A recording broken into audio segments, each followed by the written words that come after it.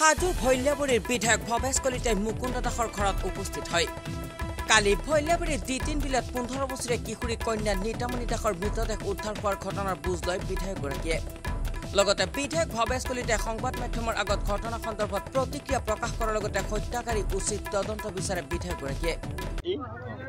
2 নং বাট্টা গাঁৱৰ ভৈল্যাবুৰী চুবুৰীৰ নীতামণি দাসৰ অতি নিশংসনীয়ভাৱে সন্দেহজনক ব্যক্তিয়ে হত্যা কৰিলে।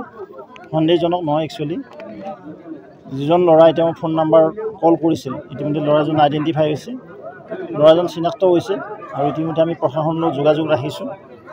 প্ৰশাসনক এটাই অনুৰোধ ৰাখিম, তেওঁৰ কেছ খুব খৰতকীয়া হ'লে ফাষ্ট ট্ৰেকত হ'ব লাগে আৰু যি হত্যাকাৰী তেওঁৰ ফাঁচি হ'ব লাগে। ৰাইজৰ যিটো ডিমাণ্ড, সেই ডিমাণ্ডৰ লগত আমিও আছোঁ। লাভ জিহাদৰ বলি হৈছে নেকি? তেনেকৈ লাভ জিহাদৰে বলি। শুনা পোৱা মতে ছোৱালীজনীক বহুদিন ধৰি তেওঁ হেৰি কৰি আছিলে, বিয়া কৰোৱাৰ কাৰণে প্ৰস্তাৱ দিছিলে। ছোৱালীজনী সেই প্ৰস্তাৱক প্ৰত্যাখ্যান কৰিছিল আৰু প্ৰত্যাখ্যান কৰাৰ পৰিণতি হয়তো কৰুণ মৃত্যু হ'ল।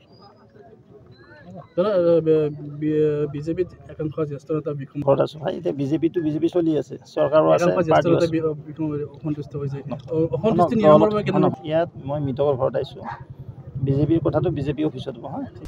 হাজোৰ পৰা প্ৰাঞ্জল কলিতাৰ ৰিপৰ্ট, DA 365।